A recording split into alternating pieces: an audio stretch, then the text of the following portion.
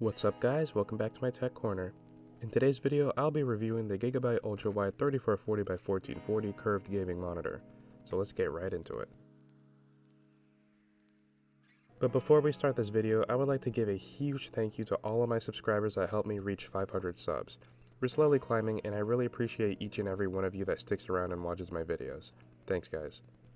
With a price of $378.99, this monitor does have a pretty hefty price tag on it, but for what it's able to do, I think it's kind of worth it. Starting with the way the monitor looks, I would say it's pretty sleek and sexy. It has a nice matte black textured back panel with a small gloss black highlight on the top, a gorgeous heavy duty monitor base to hold the monitor and allow it to look up about 35 degrees and down just a bit. The monitor can also be lifted up and down where you want it to be. The base also has a small cutout to allow cables to be routed through it. A nice gloss logo cutout on the top left corner adds a little touch to the monitor, and the simple multifunction button right under it is also pretty neat. Now, the bezels are a little big for my liking, and I do wish the screen was edge to edge, but I can deal with it. The monitor really matches my setup and I like it a lot. Moving on to the specs, the monitor's base resolution is 3440x1440 and it has two DisplayPort 1.4s and two HDMI 2.1s. The monitor's base refresh rate is 144Hz, but it could go as low as 60Hz. It also has a small 3.5mm audio jack that can be used to connect a small speaker or some headphones. Now, the display is using LED technology rather than LCD, but I really don't see the difference between the two here. On to quality and features, this monitor's picture quality is pretty good, bright, and if you mess with the settings, vibrant and colorful. The material of the monitor doesn't feel cheap at all, and it feels really worth the price. The speed is outstanding, and I love the upgrade for my 4K 60Hz monitor.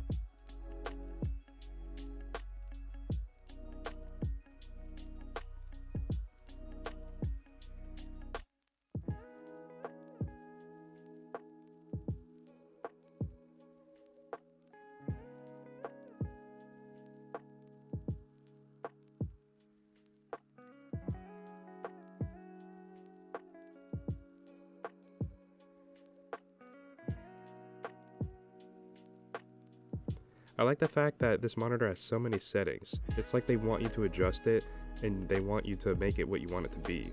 I love the freedom here. The games I play look completely different and amazing. I've never played on such a display before, so it's a huge eye-opener. This monitor features AMD FreeSync, multiple on-screen display settings to improve your gaming experience, and this thing also has a standard VESA mount, so you could use basically any kind of monitor mount you want. You're also able to set a timer for your gaming sessions on the on-screen display. Now, the on-screen display this thing has is very simple and very user-friendly, and it has a ton of knobs and levers that you can mess with. Let me show you. Now, this on-screen display starts out as a little menu.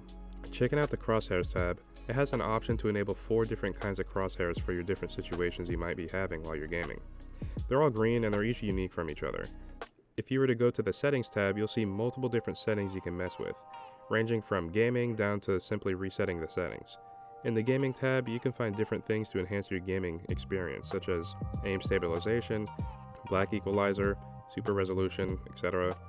If you mess with the black equalizer, you can change the black point of the picture, as you can see here. If you go to the super resolution, you can change how sharp the picture looks. I just like keeping it as setting too. If you go to the display mode, you can change how the picture displays. You can do full, or you can do a specific aspect ratio of your choice. Overdrive allows you to change the overdrive level. You can have it on picture quality, balance, or speed.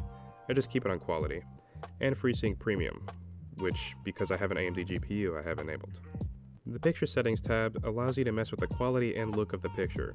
I have my own custom one that adds more blue point and vibrance, but there's multiple different presets you can select from, and if you choose to make your own in the Customs category, you can change multiple different settings like picture sharpness or gamma.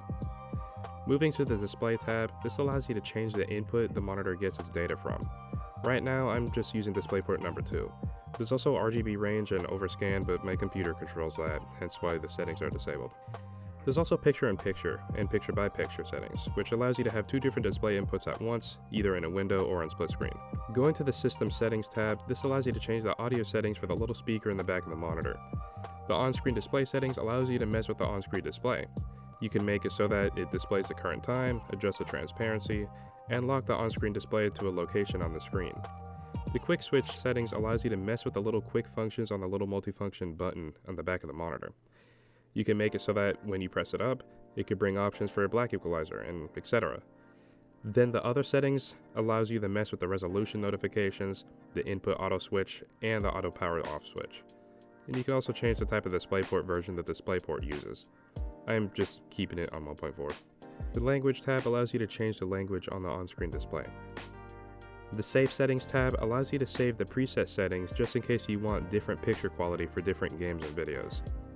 Then I'm pretty sure the Reset All tab is pretty self-explanatory here. Overall, I'm really happy with this new tech, and it's a fantastic addition to my setup. I waited a while to make this video because I wanted to get my 100% full opinion on it. I love it and it's staying in my setup, and I honestly might be getting another one in the future for a dual monitor setup. Well, that concludes this short review. If you enjoyed the video, let me know in the comments below. I'd love to hear your opinion. And again, a huge thanks to my subscribers for making my channel happen. I appreciate everyone, and I'm looking forward to continue making videos for you guys. I'll go ahead and see you guys in the next one.